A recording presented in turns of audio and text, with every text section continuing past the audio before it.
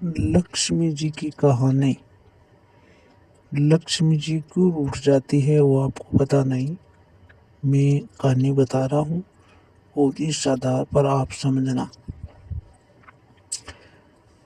कि घर में कलेश, लक्ष्मी नहीं आना, लड़ाई झगड़ा, कलेश कलेश होता है और लड़ाई झगड़ा होता है उस घर में लक्ष्मी जी का वास नहीं होता है, क्योंकि लक्ष्मी जी एक ऐसी चीज होती है जो साफ सफाई सुथरी अच्छी जगह पर रहना चाहती है और साफ सफाई को ही पसंद करती है।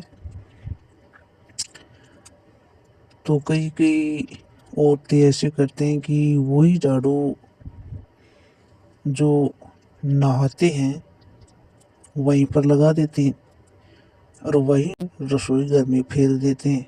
तो इसी कारण लक्ष्मी जी रूठ जाती है और लक्ष्मी जी ये कहती है कि मेरे जो जाप करते हैं इसी तरह से आप नेकी पे चलोगे तो मैं इसी घर में रहूंगी, और अगर मेरे को गंदी जगह पर रखोगे तो मैं कभी आपके घर नहीं आऊंगी।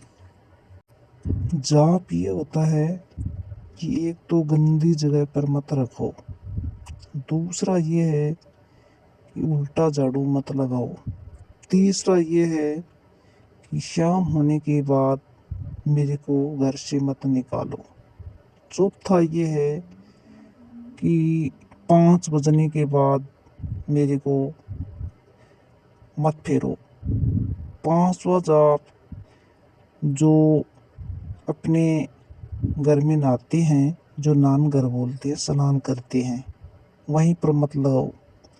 तो इससे क्या होता है कि लक्ष्मी जी रूठ जाता है और लक्ष्मी जी रूठने के बाद आपको पता ही है कि आपकी हालत कैसी हो जाती है, क्योंकि लक्ष्मी जी एक ऐसी चीज होती है जो साफ सुथरी जगह होती है उसी पर घर में रहती है, और या इतनी जाब्ता से होती है जो कोई ने दिख न सके, इतना जाब्ता होता है। तो आप अपने ने जो ताले भी लगाते हो तो इसके लिए ही ताले लगाते हैं कि उसको कोई देख न ले। तो कई कई तो वैसे ही फेंक देते हैं। शाम होने के बाद लक्ष्मी जी का झाड़ू होता है, वो चाहे ग्वाड़ में पड़ी हो, चाहे चूल्हे पे पड़ी हो, चाहे कहीं पर भी पड़ी हो, तो उसको समाकर शाम होने के बाद अपने घर के माइन जो शुद्ध जगह होती है वहीं पर नहीं रखती है, वैसी पड़ी है तो पड़ी रहने दो। तो ये लक्ष्मी जी ये कहना चाहते हैं कि अगर मेरी ऐसी दुर्गति करोगी तो इससे दुगुनी में आपकी दुर्गति कर दूंगी। उल्टा झाड़ू ये होता है कि रूम से लेकर अगर गेट की तरफ काटे तो अच्छा होता है, और रूम से लेकर रसोई घर में कूड़ा बाढ़ती है वो उल्टा होता है।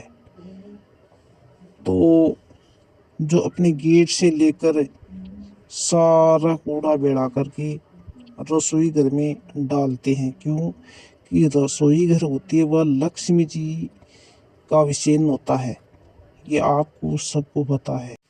रसोई घर में जो रात के समय का कूड़ा पड़ा हुआ है, रात का जूठा हुआ बर्तन पड़ा है, रात का जूठा हुआ बर्तन तो सुबह मांजती है और सुबह का जूठा हुआ शाम को मांजती है। इसीलिए ये एक प्रूफ हो जाता है कि लक्ष्मी जी ऐसी सोचते हैं कि आलस है और आलस में आलस से राक्षस फैल जाता है, तो उसके घर से लड़ाई झगड़ा कभी नहीं निकलेगा और जो झोंपड़ी है उसका एकदम से सत्यानाश हो जाएगा। लेकिन समझो आप, लक्ष्मी जी की जो झाड़ू होती है उसको ठुकराते हैं, अगर गलती से भी उसको ठुकरा दिया तो उससे माफी मांगो और उसे छुटकारो। लेकिन उसके जो वहीं पर पड़ी है तो उसके पैर से उड़ाकर वहीं उड़ा देते हैं और वहीं से सरका देते हैं। तो ये बहनों ऐसी मत करो, दूसरी बात यह कि झाड़ू छोटी हो जाती है तो कई कई ऐसी करती हैं कि उसके फूसका बनाकर और अपने चूल्हे में दे देती हैं। ये मत करो। तीसरी बात ये है कि टाइम से जो कोई भी काम करते हैं तो टाइम से ही अच्छा होता है, टाइम से ही सुलटा होता है। पहले उठो सुबह के टाइम, उठते ही अपने रूम रसोई घर में जो झाड़ू लगाओ, फिर अच्छे से नहा धोकर अपने चाय पानी पियो। फिर शाम के का टाइम ये होता है कि 4 बजने से पहले पहले निकालो। अगर 5 बजे के बाद में जो निकाल रही हो तो ये सोच लेना कि लक्ष्मी जी आपको कभी माफ नहीं करेगी। और लक्ष्मी जी की कहानी अच्छी लगी तो लाइक करें, सब्सक्राइब करें। अगर समझ में आ गए तो लाइक करें, नहीं कोई बात नहीं। जय माँ लक्ष्मी की, जय माँ लक्ष्मी की।